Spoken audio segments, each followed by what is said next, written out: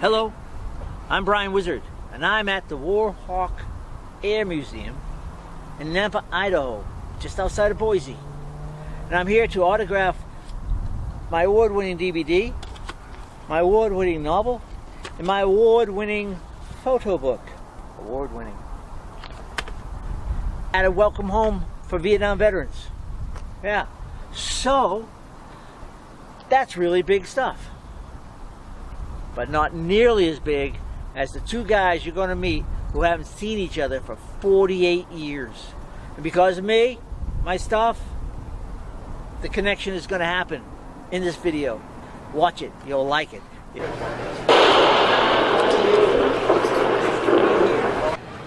There they are. Zooming in. Ta-da!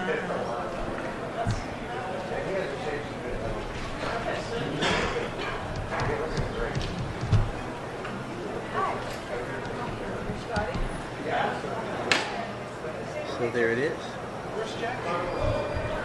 Hi, what? We're over here. Hello, hello. How are you?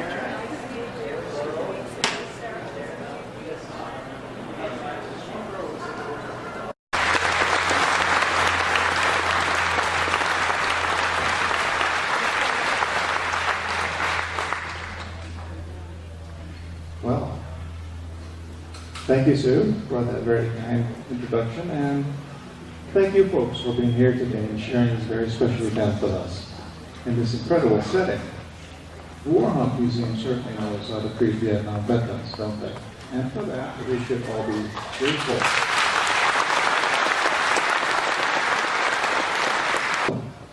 I'm Franz Vandenbroek, and I wasn't born in Idaho. I grew up in Indonesia. Migration from Portuguese as I was sent home on a short leave, just long enough to say goodbye to my family, including my brother, Herb, who also incidentally tried to join the army, but the poor guy couldn't pass the physical. He had a defect in his ankles. Not long after this picture was taken, I reported to the docks in Oakland, California, to prepare for shipping to Vietnam. Shipping, literally.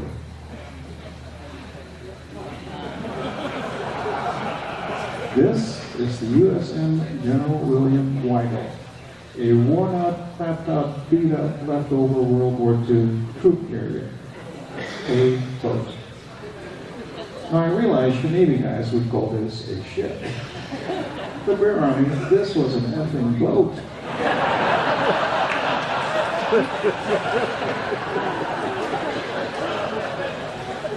Halfway to Vietnam, a boiler exploded. We crept along at 9 knots and had to divert to Subic Bay in the Philippines for repairs. This is the enlisted man's club in Subic Bay, where a couple of underage buddies and I might have gotten into an altercation with some sailors that ended with us taking ownership of their hats. Incidentally, the young man in the middle, Scotty Anderson, served this year in Vietnam and had disappeared for nearly 50 years. But he flew in from Atlanta on Thursday to attend this event. He's seated in the second row.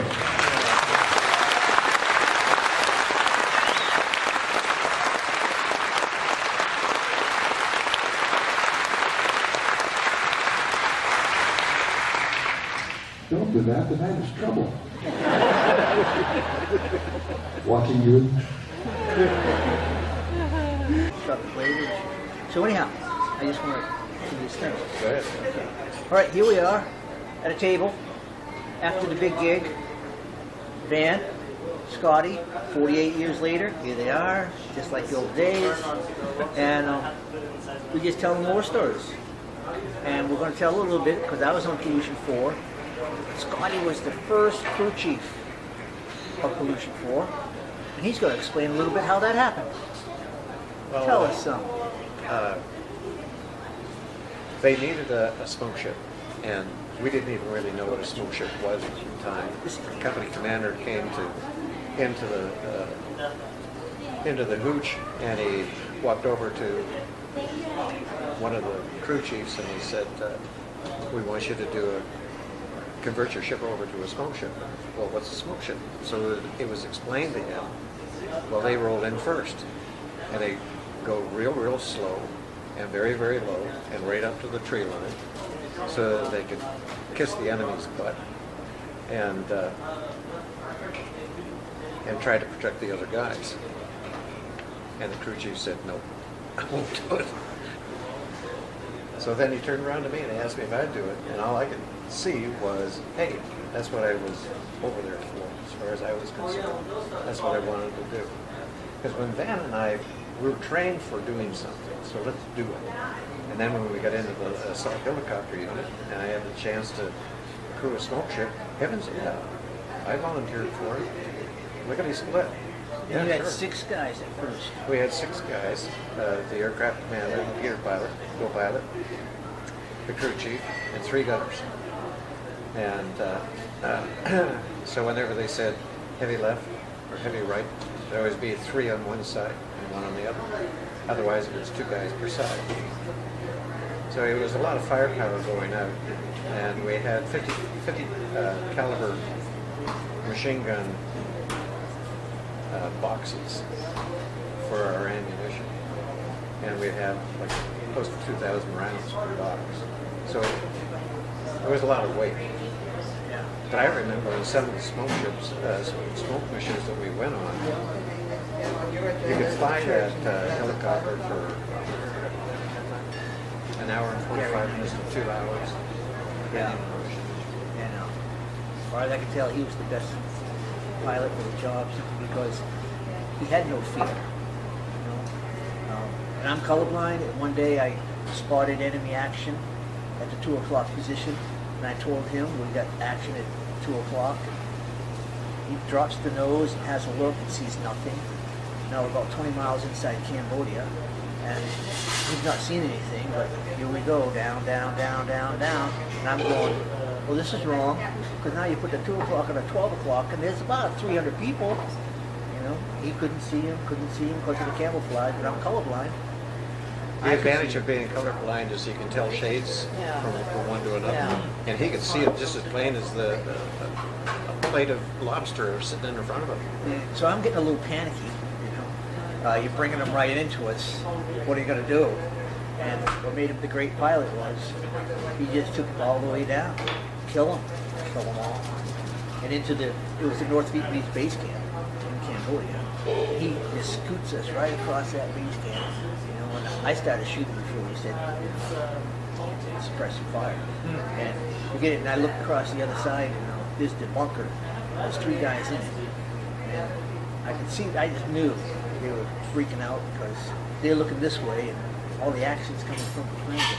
And they didn't, what? And I took 2 of those guys out. The 3rd guy, I never saw him again. Then we flew up and around and got in a 50 caliber fight. Well, we had a 50 caliber and they had a 51 caliber, but we had gravity on our side. And they did not. So they're supposed to come up and not quite make it. My pilot was listening a little tip, and ours would go lobbed in, reach over. Meanwhile, the pilot calls into the Air Force.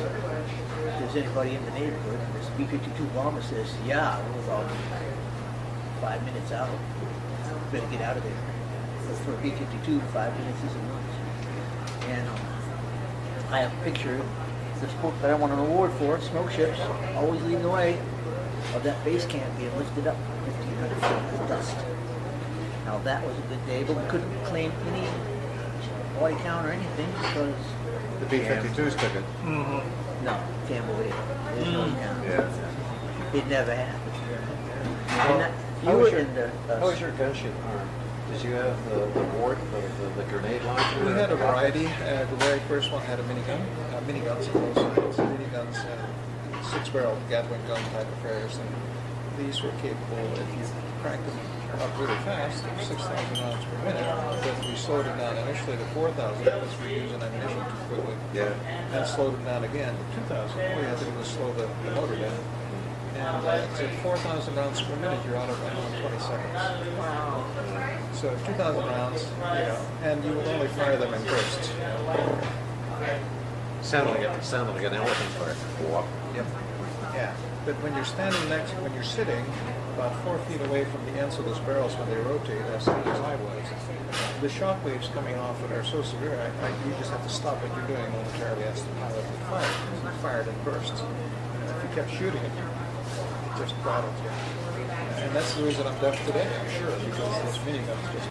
And the stories went on and on and on. I came home. My job was done there. But that's what history's made of, is stories about what happened. So I got books, movies, songs that tell about the Vietnam War from the Smokeship point of view.